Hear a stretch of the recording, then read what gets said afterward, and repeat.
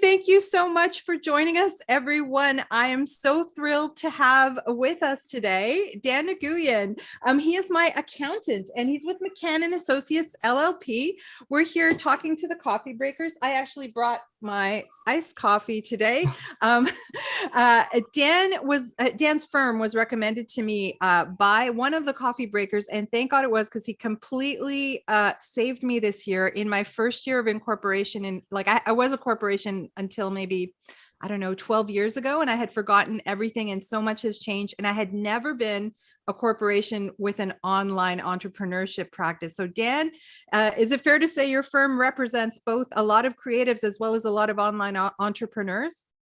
Yeah, I guess we do have a lot of, individuals and with businesses in the entertainment, industry. So whether they're incorporated or just doing, a sole practice by themselves, we have a lot of those. Yes, and I mean that was originally the reason your firm was recommended to me. Dan has a CPA and a Master's of Accounting, and he deals with both U.S. You file taxes with the IRS and the CRA, right? Both U.S. and Canada. Yep. So we file Canadian personal and corporate tax returns. We also file U.S. personal income tax, and we're starting to dive into U.S. corporate tax. Okay. So we're not too, as proficient in U.S. corporate tax yet, but we are starting to get into it. So we might not be able to, help with your U.S. corporate stuff right now, but maybe in the future we can. But if you need someone that you need right now for U.S. corporate, we do have contacts that we could point you in the direction to. Great. Yeah, because I'm going to be there next year. I think I'm going to open a US Corp next year. So I'll be asking, I asked Dan so many questions in between, sending him my stuff. So we have a bunch of solopreneurs here with all range of niches. And some of them are incorporated, some of them are not. What would you say is the advantage for a solopreneur to incorporate? So there are quite a few, advantages just in general to incorporate your business. One of the big things is limited liability. So, a business, there are various risks in, operating a business, whether it's, loans or debts that you may, initially take out, just to start up your business. Since there are, so many costs that you may need to incur, building a website, getting the store up and running, things like that, paying employees if you have employees, for example. So having that limited liability is a big win. So basically what that means is that if something does go wrong, then creditors or debtors, they can only really go after, the corporate assets. In that case, there are instances where that can be bypassed, but generally, only the assets of the corporations are at risk. Another thing is, the potential to, defer income tax, since corporate rates, I know in Canada and the U.S. and can be, a lot lower than personal income tax rates on both sides of the border. Just for you, Daniela, you were making, your profit from your business, and it was being taxed quite a bit on your personal return. But once we incorporated, then that profit's being taxed at a much lower rate. So there's a potential to, defer some of that tax later on when you do actually take that money out. And I think we'll get to that later on in the presentation. I said this to the coffee breakers casually, but I swear you've saved me tens of thousands of dollars in taxes, all quite legitimate. I mean, it's all totally, of course, legitimate and everything. It's just the difference between being an employee and being incorporated basically saved me this year. And I didn't know I was going to open my online business till maybe 2 weeks after I incorporated. So Yeah, exactly. Like one of the things of, I guess, before or just like starting or incorporating a business is that before incorporation, you're just, working as a sole proprietor, yeah, self-employed.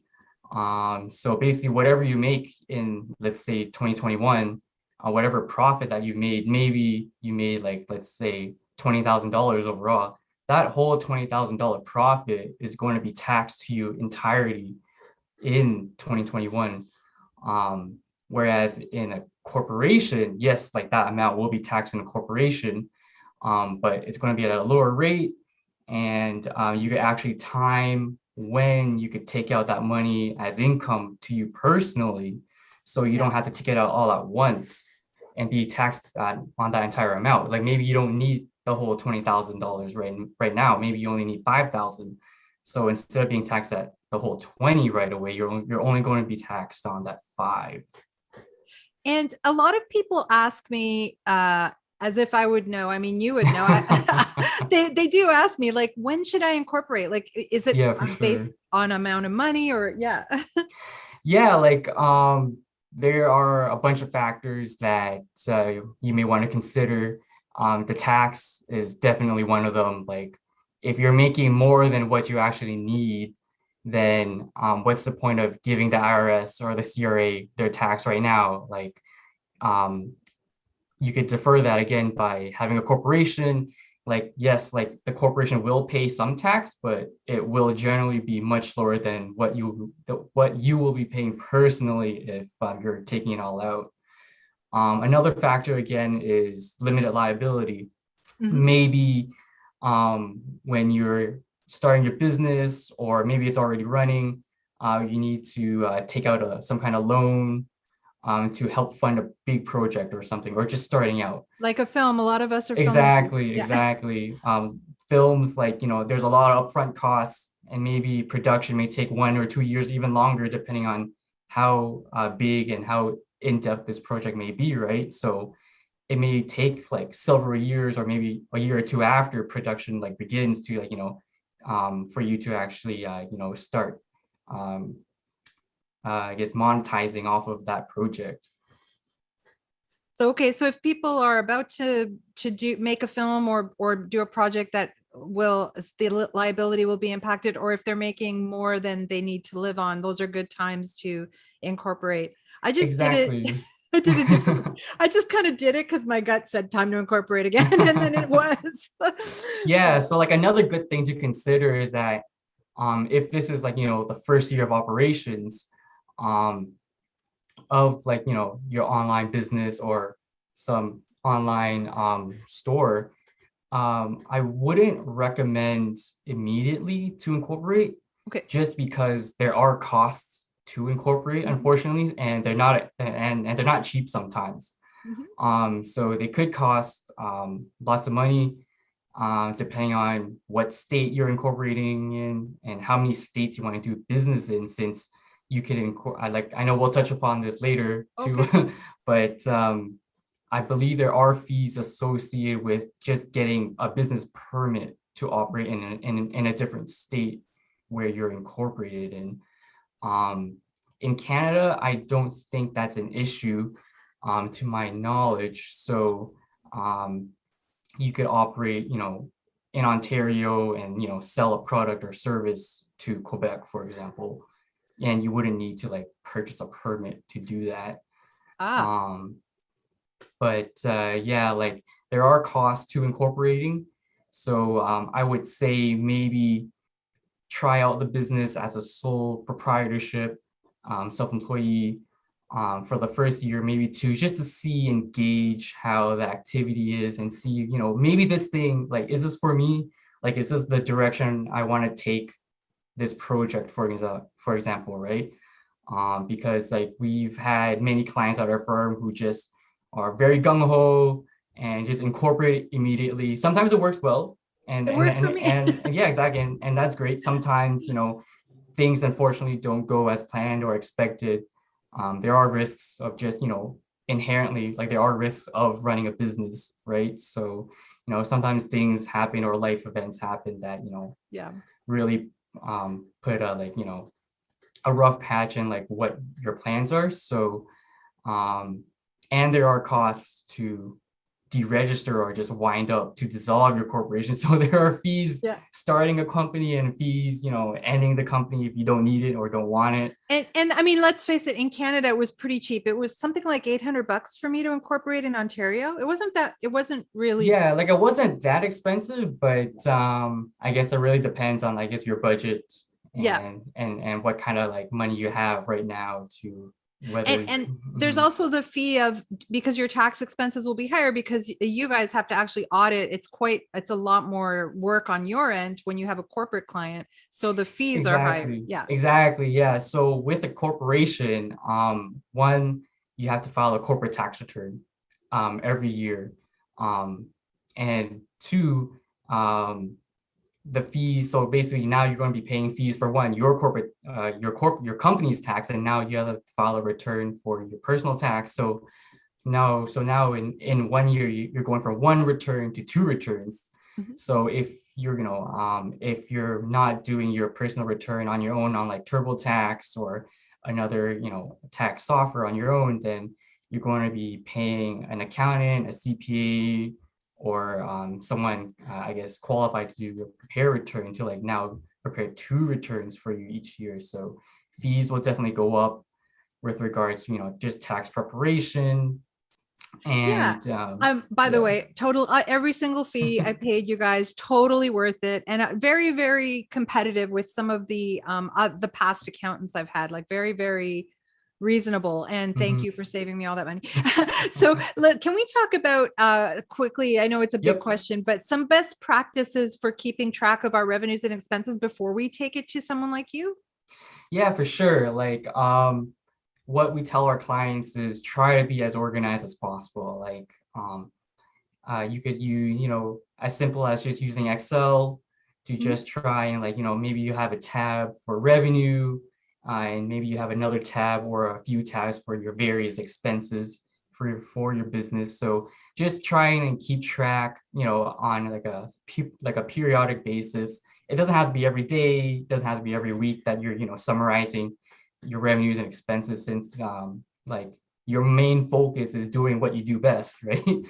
Like you want to be focusing on your business, and that's where you want to, ideally want to spend most of your time, right? Not, sitting behind your computer, making these little summary sheets for your tax things later down the road. But so maybe you want to like look at it maybe maybe once every twice a week or maybe once a month, just just to summarize your revenues and expenses. And it's good for you to know as well to I guess track to see how well your business is doing, and just to make sure, oh, like my expenses are going way up, like what's going on here.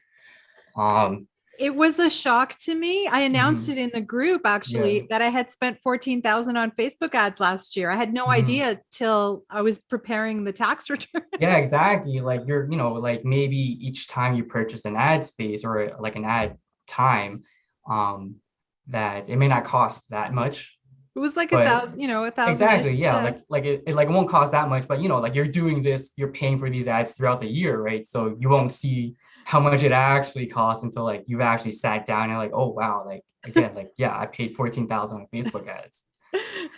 So it's good. So now I'm going to implement that, and I have my VA now inputting all of these. And we skipped over. We didn't really talk about HST, but I do list out how much HST I spent on, and how much I collected, and how much I spent.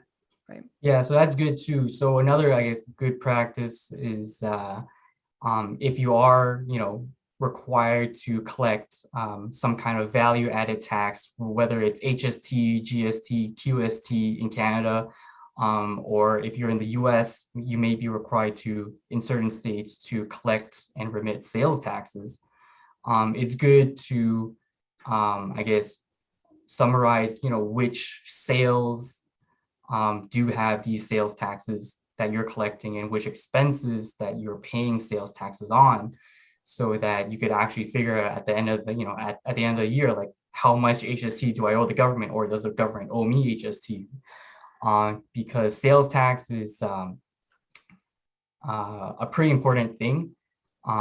It's so technically you're charging a tax and collecting it on behalf of the government. So let's say you sold a product to a customer for $1,000, and let's say the sales tax, to keep it simple, is 10%. So even though the product that you're selling is $1,000, you're actually charging the customer $1,100. So that $100 is not technically your money.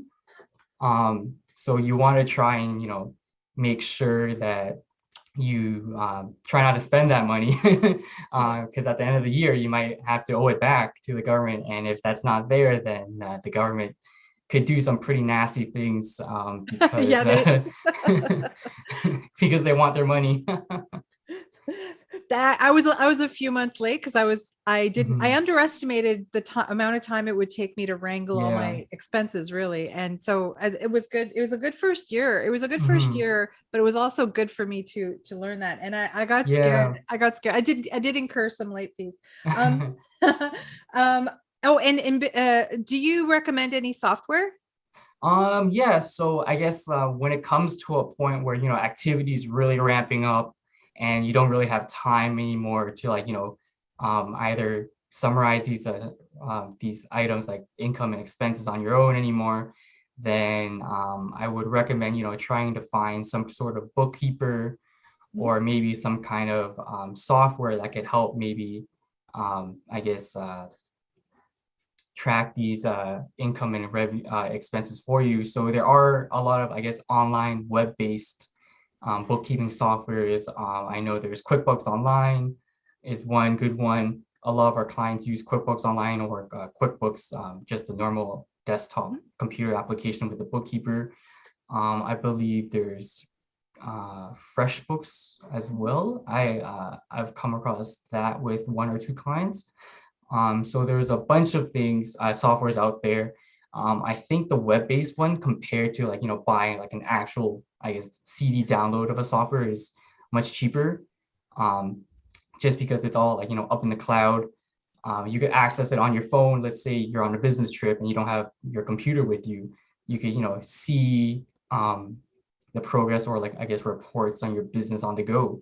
So if anything, goes wrong or you want or need to check something, you could do so just on your phone or tablet.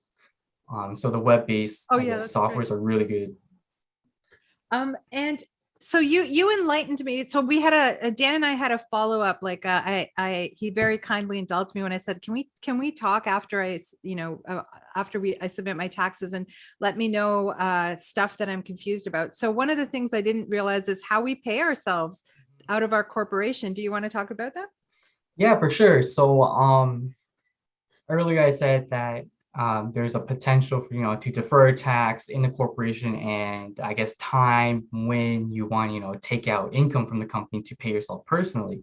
So there are two, main ways to, take out those funds from the company. One is by a dividend, since you will be, in order to have a company, you need to have shareholders. So you would generally be the only shareholder in the company. So you could take out dividends from your shareholdings. And the second way is to pay yourself a salary. So there are pros and cons to, both types of methods to pay yourself through a company. So if you're paying yourself through a salary would be a tax deductible item to the company. So that's a good thing. So now you have an extra corporate tax deduction of just paying yourself. So now you're paying a little bit less corporate tax, and now you're giving yourself a salary to pay yourself personally. And comparing that to a dividend. So a dividend is not a tax deductible item to the company. What a dividend is basically your profit after tax in the company. So it's after tax money that's left in the company that you haven't taken out yet. So once you pay yourself through a dividend, you don't get a corporate tax deduction, but there may be some special dividend benefits that can help reduce your personal income tax when you do pay out that dividend to yourself. Like in Canada, we have something called a dividend tax credit. So the the governments on both sides and on both sides of the country, they do realize that, you're being taxed on this income twice. One, first in the company, in the corporation, and second, again, when you pay yourself through a salary or a dividend. So there is a potential for a small dividend tax credit to help reduce your tax liability in Canada. And I believe there is something similar in the US where the dividend would be considered a qualified dividend if your company meets certain conditions. And going back to the salary, a salary is good as well because for Canada, at least, I'm not too sure about on the US side, but for Canada, if you do pay yourself a salary, you're helping build up your RRSP contribution room each year. So basically what you can do is that you're getting a tax deduction on the corporate side. And when you're paying yourself a salary, you could also make, an RRSP contribution. So you're deferring that income again, even further until you start withdrawing those funds when you turn age 72, and so you can start drawing out that money. So essentially, let's say you're like 30 years old right now, you're basically deferring that tax all the way up until, like another like 40 years or so, right? So as long as the money stays in your pocket, that's always ideal.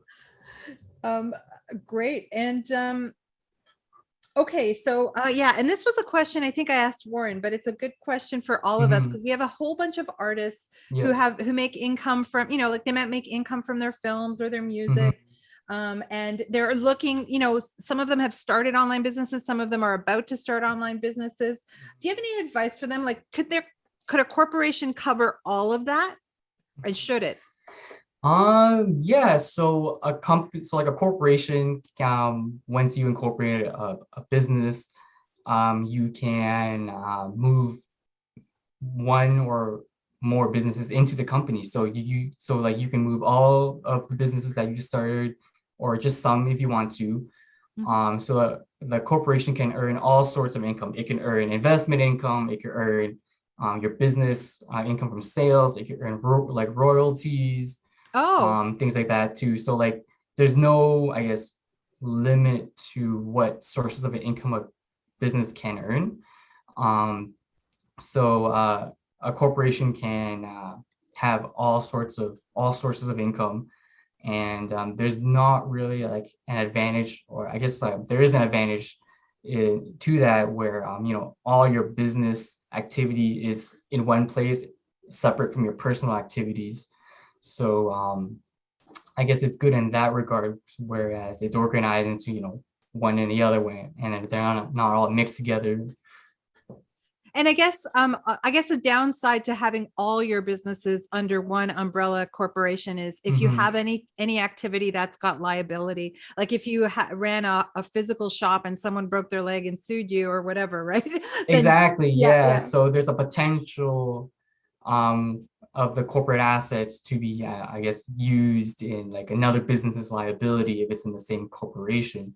So if you're running two businesses where one is more risky than the other, then it may be beneficial, or maybe to your benefit, to incorporate two companies. So that's something that you might want to consider and speak with a tax professional to help, I guess, discuss that with you in more detail. By the way, it's so great having you. I feel like you're on my team. Like any time of the year I have a question, I just email Dan, like, is this kosher? Like what I'm going to do? And he'll explain it to me. It's awesome. So yes, and I get asked this question all the time as if I'd know, but if I'm in Canada and I want to sell online products all over the world, do I have to file taxes in all the countries? Generally, no. So, your business is in Canada. It's not like you have stores in like the US, for example, like physical stores in the US, for example. So you wouldn't generally be taxable in that other country. However, like I can't speak or just say for all countries in the world, since there's just so many. Generally, like you're not taxable in that other country. Like there may be, special like exceptions where that country may try and tax your online business, but we haven't come across any of those countries so far. Generally, I guess all of the, the main countries, they would only tax your business income if you have some sort of physical presence in that country, like a physical store, or you're actually, physically there selling the product, like merchandise, like maybe it's like a convention, for example. It could be a possibility that you're selling things at a convention or some kind of fair. Then in that, and then in that kind of aspect, then there's a possibility that they may be able to tax that income. But generally for online sales, like if you're selling something in Canada to someone living in California, for example, then you wouldn't be required like immediately, like, or at all, to file like a California return or a US federal return. And a lot of most of us are on Samcart, but there's a lot of platforms that will calculate the sales tax for you. So you don't even have to think about it. Exactly. Yeah. So I guess going back to our Canada example, let's say you're selling a product to someone else in Canada, let's say BC or Quebec, where they don't have HST, they have GST instead. So many platforms, just like you mentioned, they would calculate, the sales tax automatically. So you're charging and collecting the correct amount for that person living in that different province, for example. Yeah. And for those who don't know, if you're based in Canada and you're selling to any other country, you're not allowed to charge them sales tax. Exactly. Yeah. So if you're selling, for example, a product online to someone living in the US, since they are a foreign customer, this sale would be considered a foreign sale. So you wouldn't be charging HST. So this sale to any foreign customer, for that matter, would be considered what's called a zero rated sale. So it's not that income is exempt from HST. It's very strange way of putting it. So it's called zero rated because you're charging a sales tax rate of 0%. So yes, essentially it is nothing, but you are still charging 0%. Oh, I didn't realize that. Yeah. So should I change my invoices to say that? I don't know. Yeah.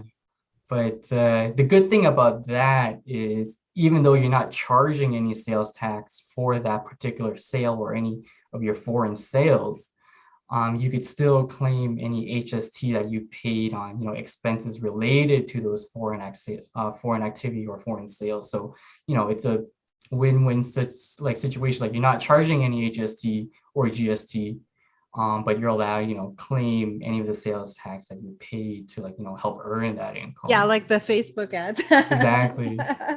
So one of our newest coffee breakers, I got a message from PayPal that's because she's got a lot of clients in the US. And she got a message that there's a new law that might require her to file taxes in the US. So have you heard about this? So I actually haven't heard about this myself personally, but I did a little bit of digging earlier, and so it doesn't look like this law is new, but it seems like maybe, I guess, earlier this year they reduced some kind of threshold where PayPal and other similar, I guess, platforms are or would be required to, I guess, disclose, I guess, your gross sales from your PayPal account to the IRS.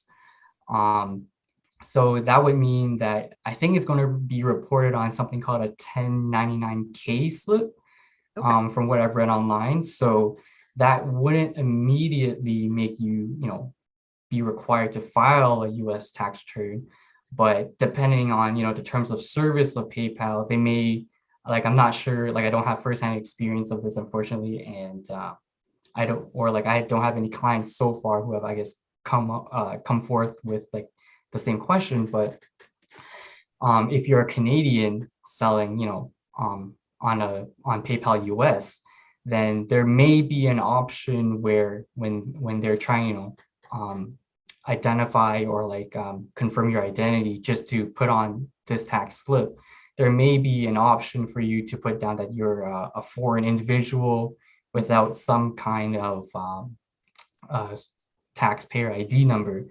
If they don't have that, then you would need to, I guess, apply for a taxpayer ID number just to allow them to disclose this information to the IRS.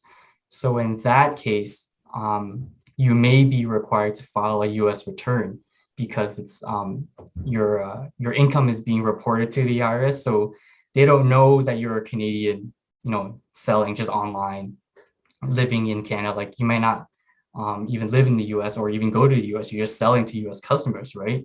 So all they can see is that you made this much money, and they're expecting some kind of, tax return in one form or another. So you may be required to file a return, but we have a tax treaty between our two countries. So generally, business income is not taxable in another country unless you have some kind of, again, physical presence in that other country, whether it's some kind of fair or convention where you're selling your product.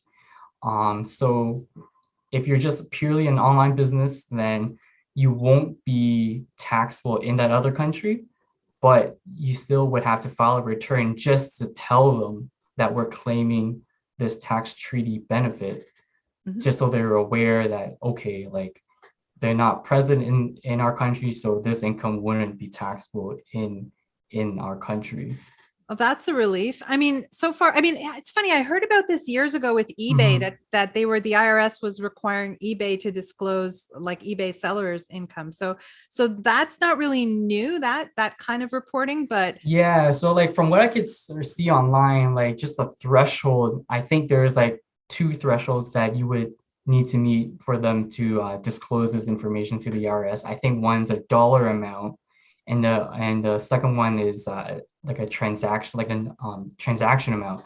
So you may be selling, a lot of things, but maybe they're not, they're not like high value items. They may just be, a few dollars, like, or like crafts or something like that.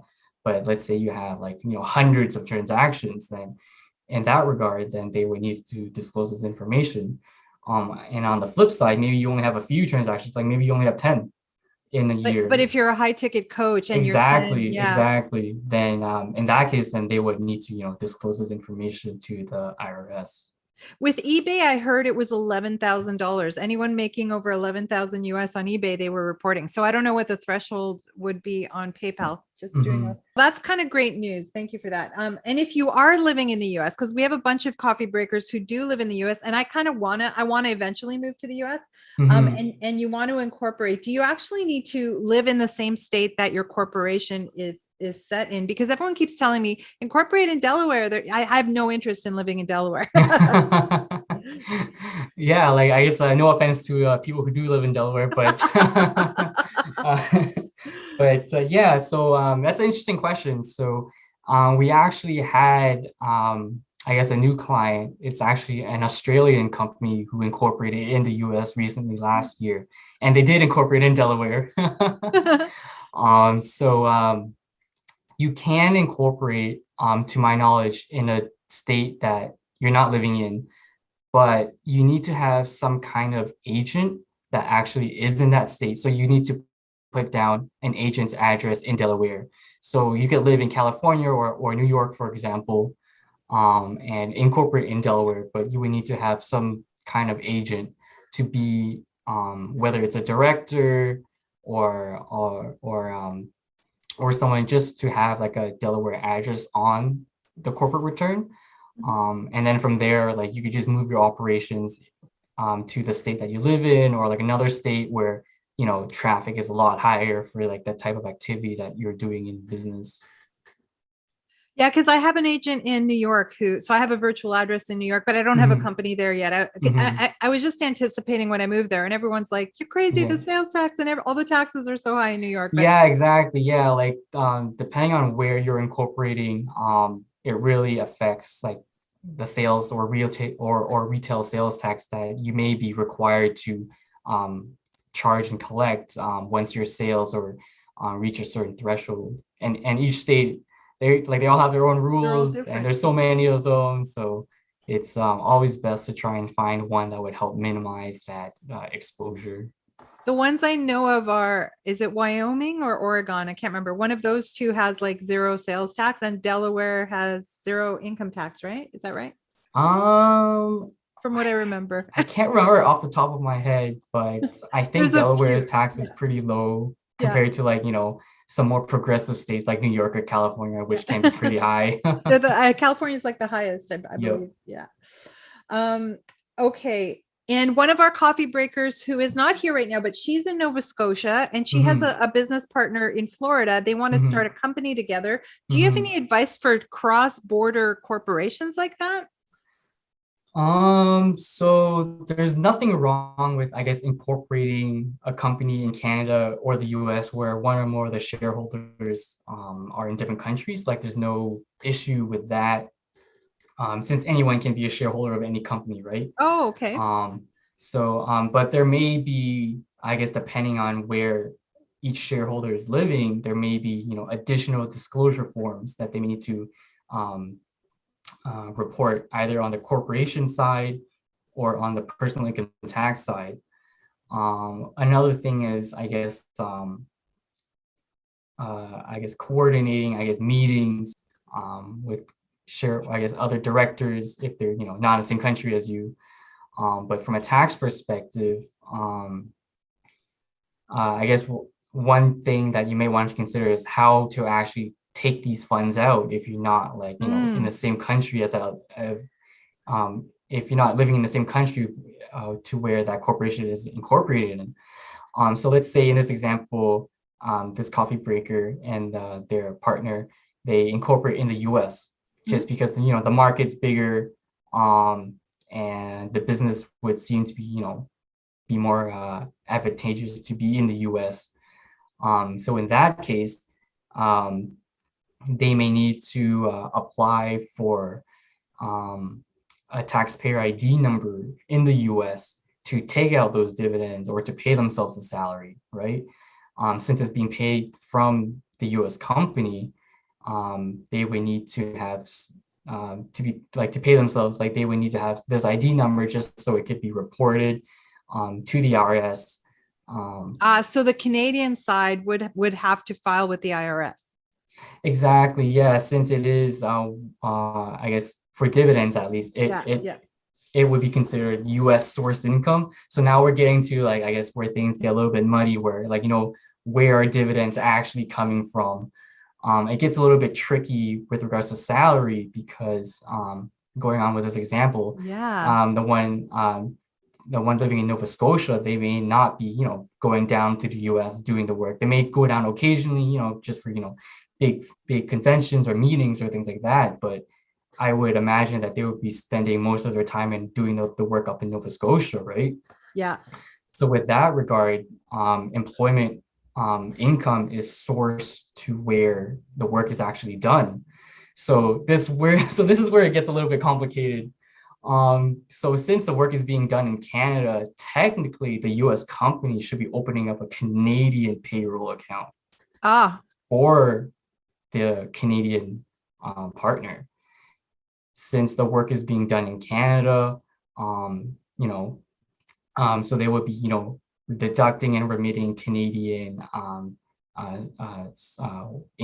income tax on this employment income. So that's where things can get a little bit, muddled, where employees are working. They may not be working even in the same country as you. So that can be a little bit. They would definitely, I would say that they definitely need to talk to a tax lawyer in both countries, I would say. Exactly, yeah. Because on the flip side, if it's incorporated in Canada, many of the same issues would be faced by that U.S. partner down in the U.S. Yes, right, exactly.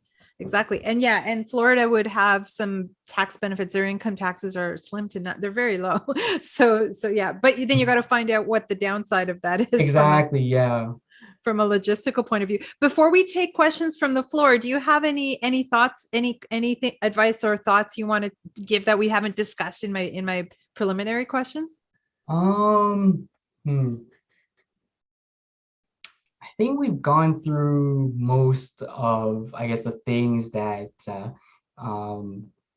like solo entrepreneurs should be aware of or consider when they're starting a business, or they're seasoned veterans and they're starting a new business and think of incorporating. Like I think we've covered most of the big topics just so they could be aware of what to expect, or be mindful of when, starting things out. But I guess I just want to go back and really emphasize, be organized.